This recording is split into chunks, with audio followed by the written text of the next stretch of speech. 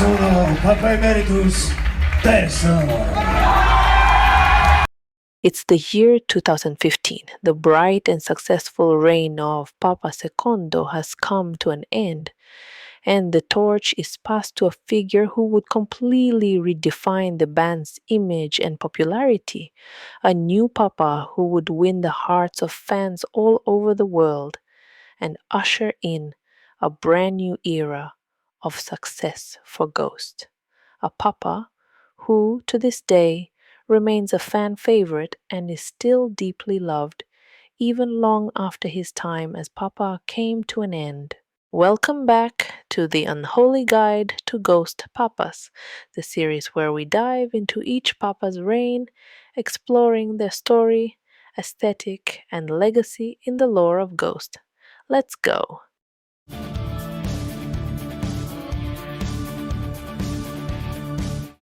Terzo's arrival in the band felt like a breath of fresh, unholy air, completely different from the serious and intimidating presence of Primo and Secondo. Papa Emeritus III stood out thanks to his overwhelming charisma. He was the kind of Papa who would stop mid-concert just to talk to the crowd, delivering speeches full of dark humor and cheeky sexual innuendos, all while still managing to sound like a true gentleman. Okay, maybe he did swear a lot, but hey, he even apologized for it. So you like rock songs, right? You like heavy fucking shit. We're gonna do one heavy motherfucker for you. Sorry for the cursing. I tend to curse. I say stupid things. Sorry about that. But basically we're gonna do one heavy motherfucker about one evil motherfucker. His charm wasn't just for show.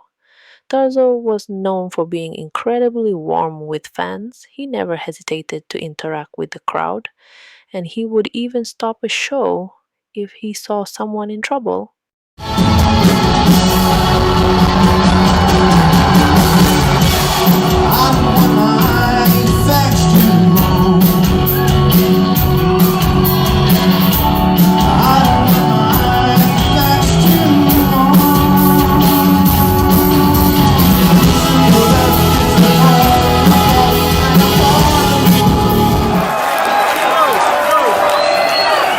Do one more song for you. Hey. There's none more of that here, okay? None more of that. I'll give them the carte blanche to basically stomp your head if you do that thing, okay? This is a show where there are a lot of people in different sizes. There are small girls, small boys, seeking people. So you okay with that? Good. Then we will play a last song for you all. At the end of the day, Terzo's mission was simple: make sure everyone had a hell of a good time. When it comes to his stage appearance, Terzo had two main outfits. The first was his black chasuble with purple lining paired with leather gloves that featured sharp golden fingernails. The second was a more dressed-down look that he wore during performances and public events. It was inspired by Swedish King Gustav III and ultimately became Terzo's most iconic outfit. As for his makeup, Terzo originally wore a different face paint design during his debut performance. He kept that look for his first two shows but soon switched to his signature style: bolder, more pigmented, with sharper angles and a distinct black strap under the chin. With the arrival of Terzo came what many fans still consider to be Ghost's best album. On August 21st, 2015, Ghost released their third full-length record, Meliora. If Opus Eponymous was about the coming of the Antichrist and Infestis Sumam explored his presence on earth, Meliora takes a darker turn. It's about the absence of God. As one of the nameless ghouls once explained, the lyrics deal with the void that happens when there is no God, when there is no one there to help you. And the band is basically portrayed as the religious party that steps in with a guiding hand. We offer the one place in the world that is spiritual. The album's name, Meliora, comes from Latin and means the pursuit of something better.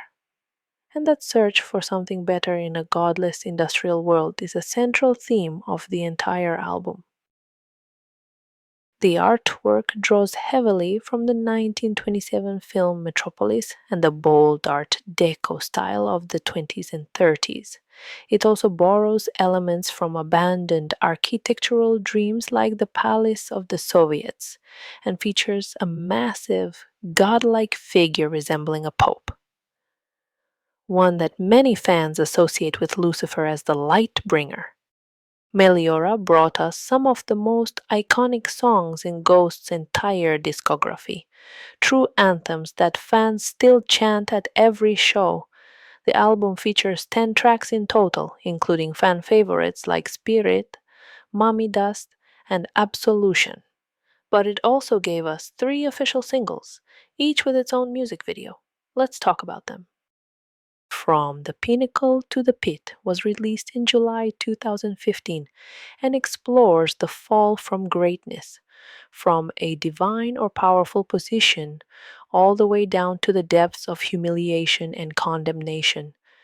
It's often interpreted as a reference to the fall of Lucifer, but it can also be seen as a critique of arrogance and corruption within religion and politics. The music video leans into a silent film aesthetic, using imagery from 1920s educational reels and retrofuturistic footage to tell the story of a student who gains immense power, only to end up resenting what he's become. The totalitarian and religious symbolism adds layers of meaning, suggesting the manipulation of the masses. The video concludes with the creation of Papa Emeritus III himself, suggesting that even the most divine personas may be born out of disillusionment. Then There's He Is, released as a single in May 2015. On the surface, it's a romantic sounding ballad about devotion to a divine figure, but the song's emotional weight takes on a deeper meaning in the video, which came out 2 years later in 2017. Shot in Super 8 with a dreamy 1970s vintage aesthetic, the video shows ghosts leading a strange outdoor ritual. There are people dancing, receiving miracles, and falling into this surreal, hippie spiritual atmosphere. It's a visual metaphor about how easily people can be swept up by charismatic spiritual leaders, even if what they're worshipping is hollow or dangerous. The video walks a fine line between religion, cults, and blind fanaticism. Although the first single from Meliora dropped on May 30th, 2015 as a free download, it quickly became what many fans consider to be the most important song in Ghost's discography. We're talking about Cirice. The title comes from Old English and means church, which already gives us a clue about the religious and symbolic themes behind the track. But Ghost takes that symbolism and turns it into something much darker, a toxic relationship disguised as salvation. The song dives into themes like emotional and spiritual manipulation, control masked as love, and the connection between blind devotion and institutional power.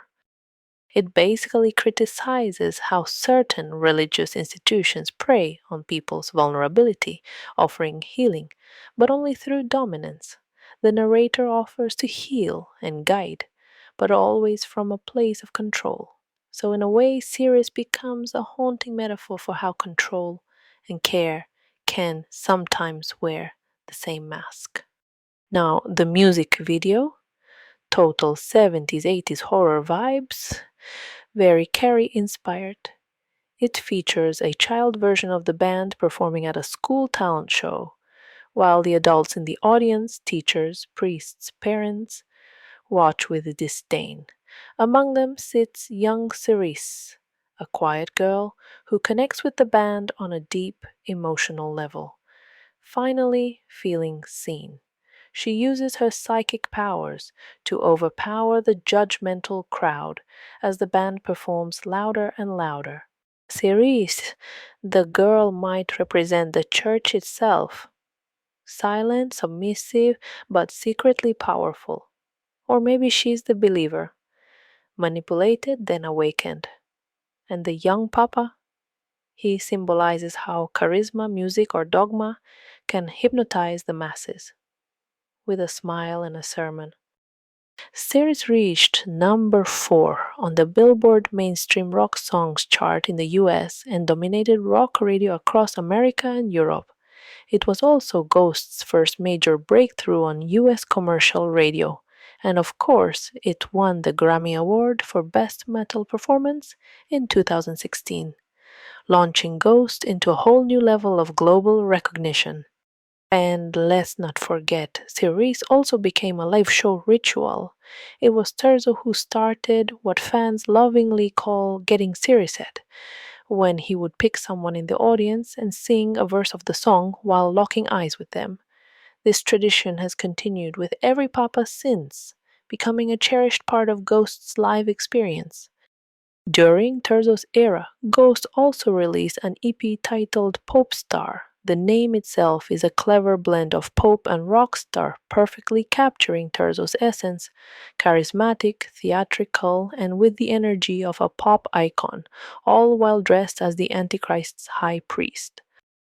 The EP included 5 tracks, 4 cover songs, and 1 original, a song that would go on to become another anthem for the band and the standard closing track at every Ghost show, Square Hammer.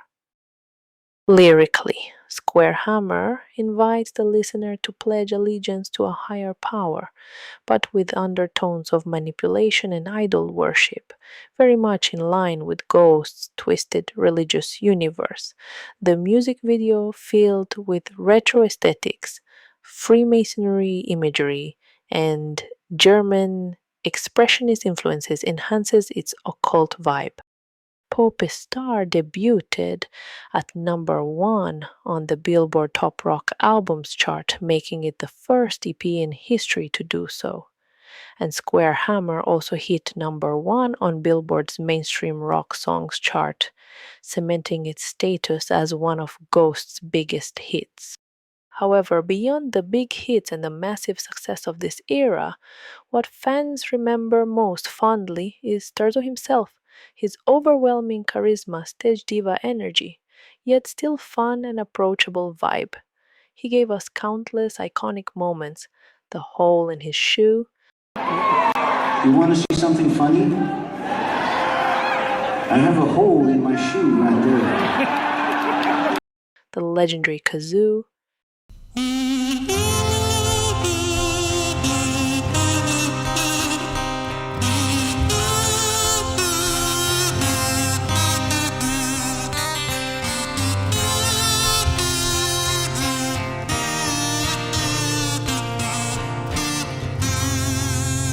And of course his unforgettable birds and bees speech.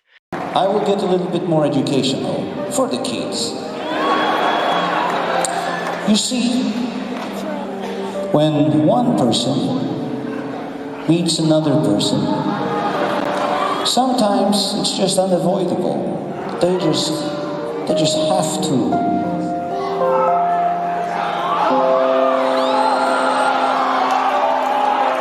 And now comes the good part.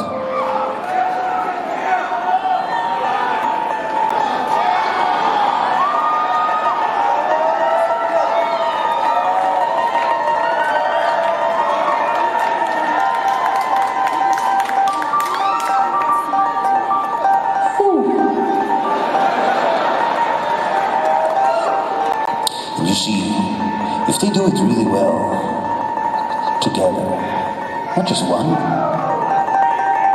have to do it together. Work for a common goal. You have to trust and counter-trust. And if maybe it doesn't work for the first time, you might give it a second time just to fucking give each other a break. But if you do, let's just say for shits and giggles that it works now, first time. Maybe you can both come at the same time. And you can both be happy, yes. But even Terzo, beloved by the entire fandom, had to witness his reign come to an abrupt end. In 2017, during a concert at Liseberg in Sweden, as the band was closing the show with Monstrance Clock, a couple of security guards suddenly dragged Terzo off stage, and another mysterious figure appeared.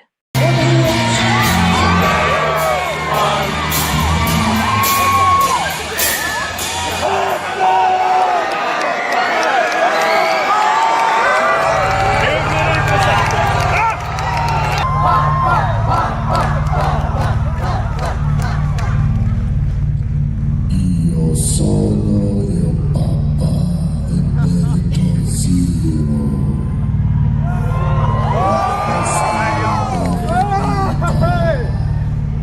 Il Medioevo comincia ora. We wouldn't see Terzo again until March 2018, as shown in Chapter 3, Back on the Road. There he, along with his brothers, was murdered and embalmed to be put on display during the tours. We still don't know the real reason why the clergy wanted Terzo out of the picture. But one thing was clear. The era of the three Emeritus brothers had come to an end, and new blood was about to take over the ministry. And that, my ghouls, was the rise and fall of Papa Emeritus III Terzo, the most fabulous, charming, and slightly unhinged Papa Ghost has ever had. From kazoo solos to Grammy wins, Terzo gave us an era to remember. He may be gone, but his sass lives on forever in our little hearts. So, what do you think of this era? Is Terzo your favorite Papa? Let me know in the comments. And if you enjoyed this video, don't forget to like, subscribe, and hit the notification bell so you don't miss the next chapter in the Unholy Guide to Ghost Papas. And remember, Go live your lives, goddammit.